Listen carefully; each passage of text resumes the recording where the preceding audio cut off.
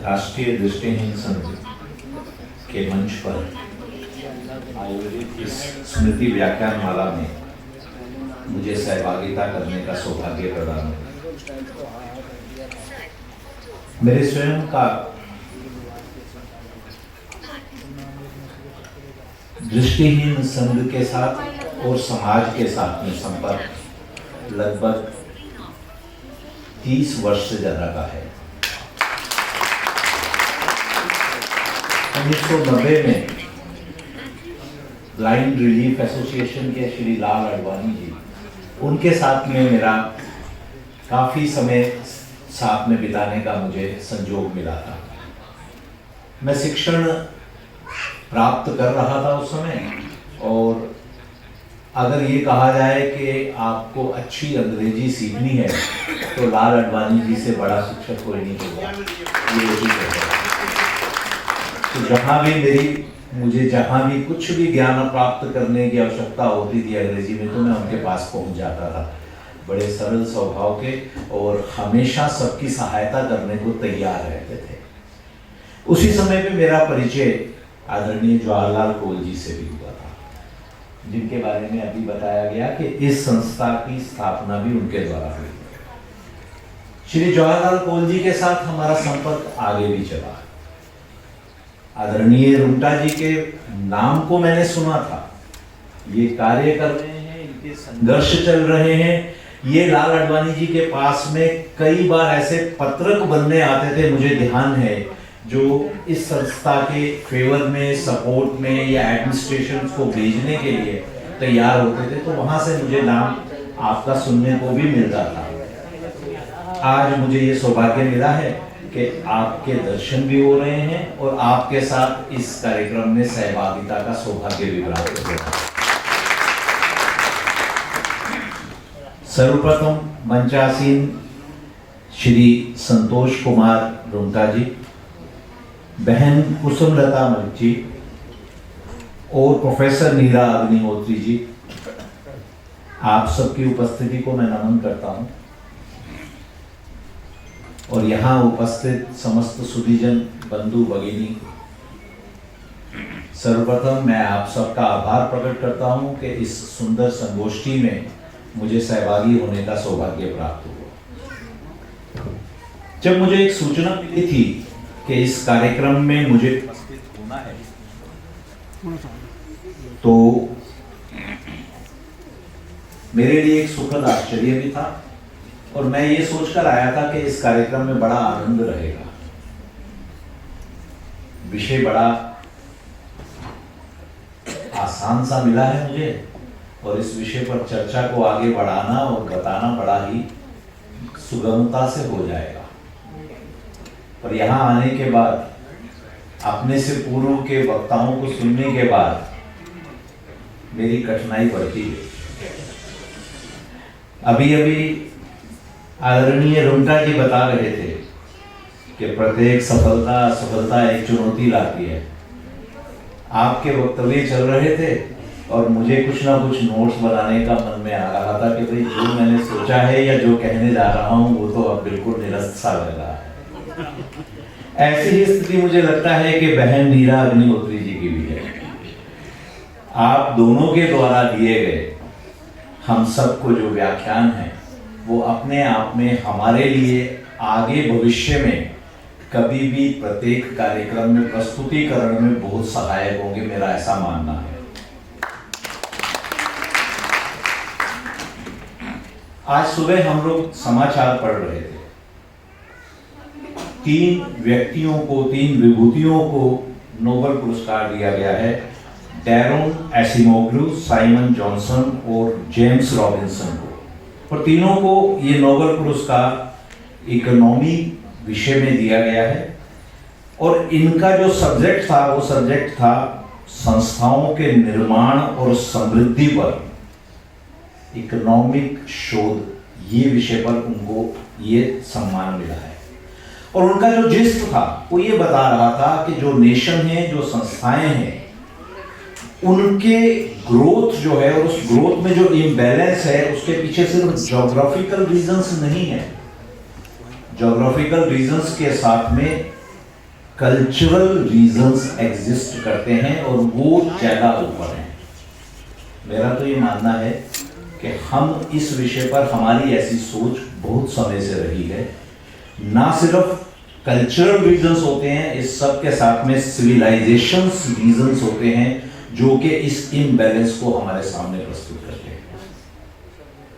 आप देखिए ना, हमारे यहाँ की सोच और सो कॉल्ड पाश्चात्य जगत की सोच, दोनों में कितना बड़ा परिवर्तन है।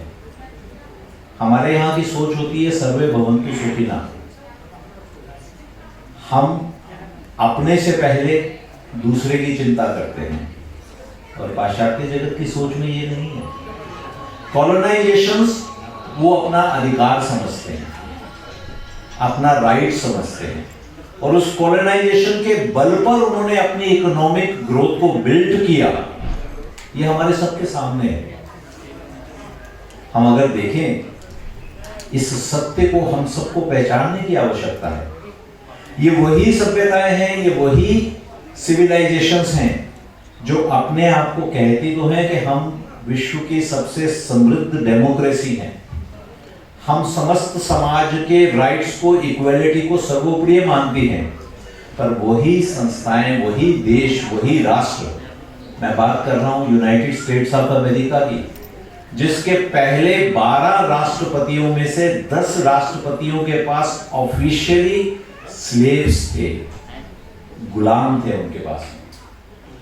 ये दर्शाता है उस सिविलाइजेशंस की अपनी फॉल्ट लाइंस के बारे में, उनकी अपनी सोच के बारे में, और यही सोच कहीं ना कहीं आगे बढ़कर अपनी समृद्धि, अपनी उन्नति को ऊपर लेना, अपने स्वार्थ को ऊपर लेना और बाकी सबकी चिंता ना करना, इस तरफ आगे बढ़ता है।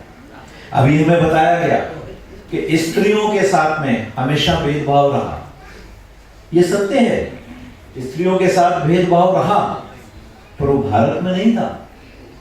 भारत में भेदभाव प्राचीन में नहीं था।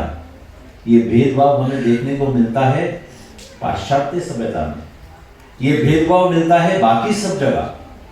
हम सबको शायद ये ध्यान में नहीं है कि यूनाइटेड स्टेट ऑफ अमेरिका में 1965 तक सभी महिलाओं को वोटिंग राइट भी नहीं था।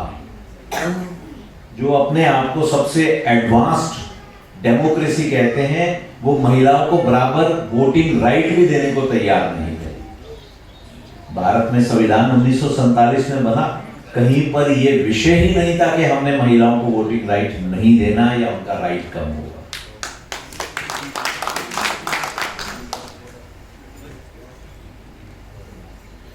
एक जॉर्ज ऑरवेल एक राइटर होते थे और उन्होंने एक उपन्यास लिखा है 50 के शतक में, जिसका नाम है 1984।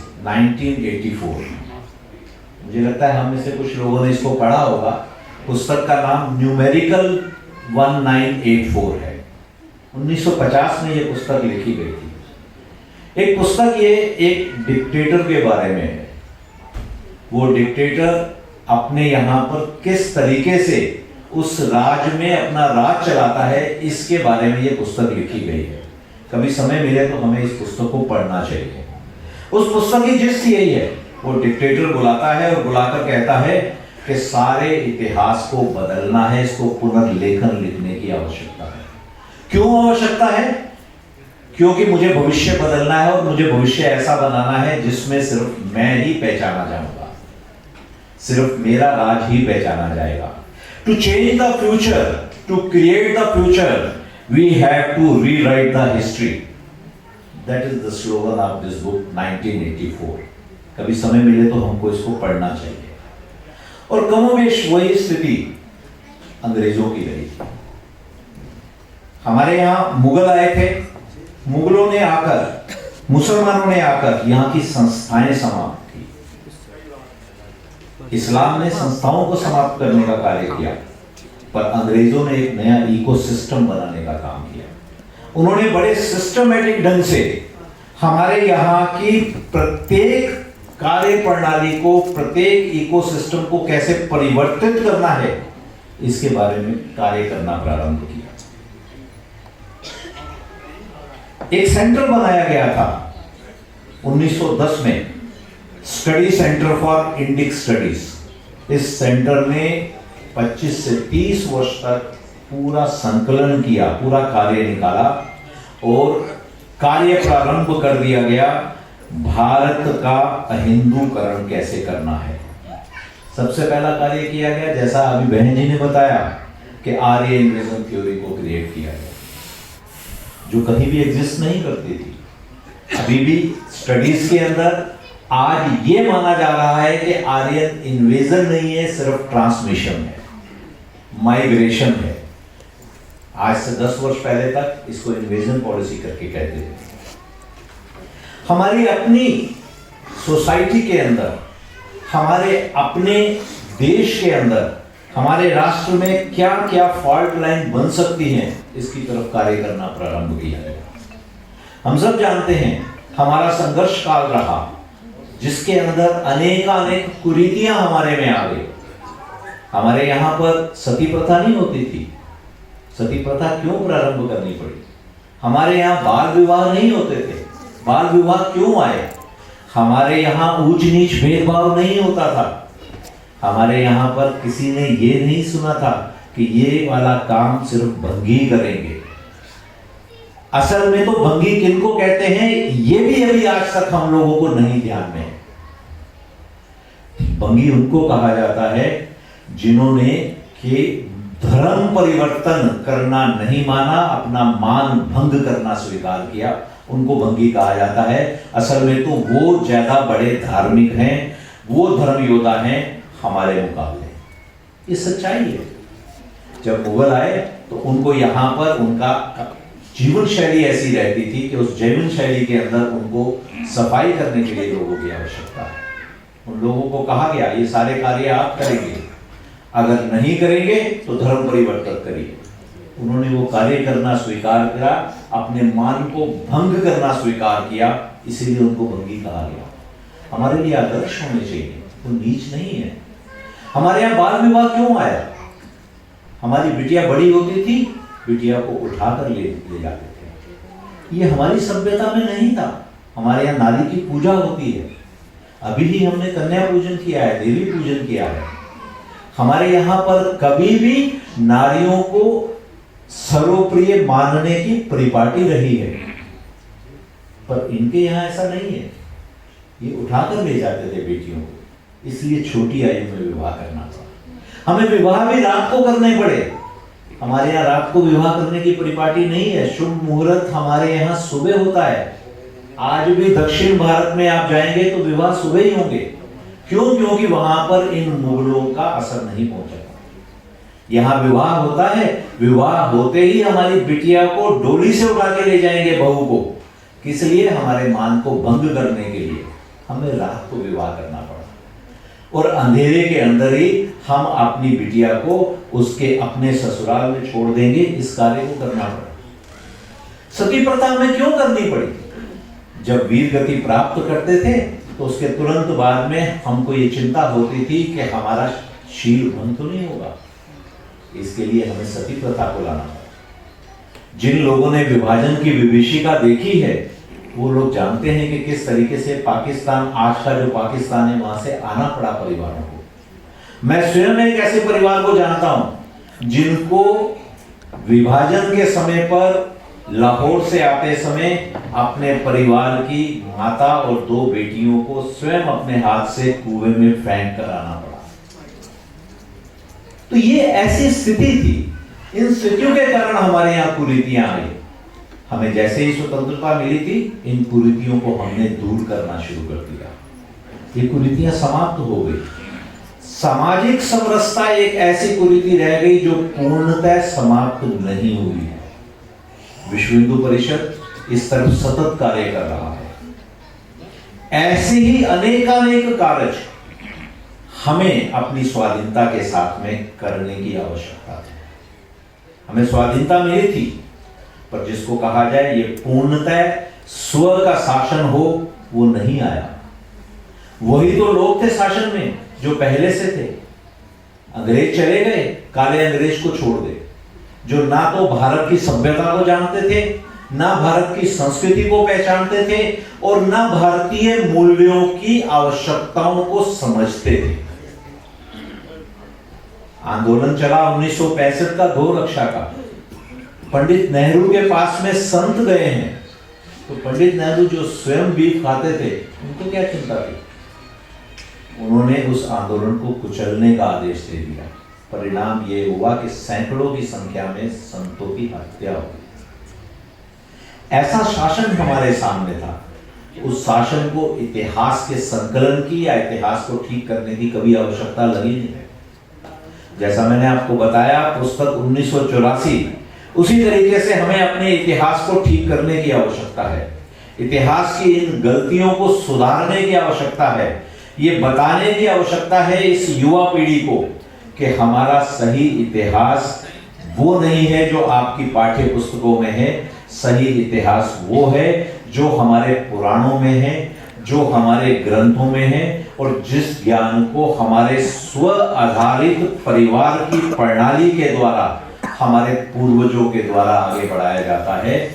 हम इस मिशन को, इस गोल को अपने हाथ में लेंगे तो मुझे लगता है कि हम अपने कार्य में सफल हो पाएंगे और अपने राष्ट्र निर्माण के कार्य को पूर्ण कर पाएंगे, तथा जो हमारा स्वप्न है कि भारत पुनः विश्व गुरु बने और पुनः हम विश्व को आगे बढ़ें और आगे बढ़कर विश्व के कल्याण की तरफ कार्य करें, उस कार्य को हम लोग पूर्ण कर पाएंगे। मुझे लगता है कि आज की ऐसी व्याख्यान माला का आज के समय में आवश्यकता है और मैं नमन करता हूं, मैं अभिनंदन करता हूं संघ का कि आपने इनिशिएटिव लिया और इस इनिशिएटिव के द्वारा पूरे समाज को एक संदेश दे रहे हैं कि हम आपको एक नई दिशा प्रदान करते हुए आपको आगे लेकर चलेंगे, आपको संदेश देंगे। और जैसा कि आज जैसे इस कार्यक्रम से सत्र से पहले मैंने देखा, एक पुस्तक का विमोचन हुआ है, लुई की सुई। मैं आपका अभिनंदन करता हूं कि इतनी सुंदर पुस्तक का यहाँ विमोचन हुआ है और बड़े अच्छे संदेश को इससे पहुंचाया गया है। मुझे लगता है कि आपके द्वारा किए गए कार्य, इन कार्यों को मैं अपने पिताजी के द्वारा लिखी हुई एक कविता के द्वारा मैं वर्णन करना चाहूँगा। और पिताजी ने एक लगभग 50 वर्ष पहले कविता लिखी थी, मुझे आज पुनः उसका ध्यान आया है। नव प्रकाश का एक लघु तृण तिमिरो दधि में बहा जा रहा, मौन मूक इस शून्य गगन में, अविचल गति से दूर यति को रख, अमर साधना का प्रतीक बन, चेतनता का नवल गीत बन, एक विहग सखी उड़ा जा रहा, नव प्रकाश का एक लघु तृण तिमिरो दधि में बहा जा रहा।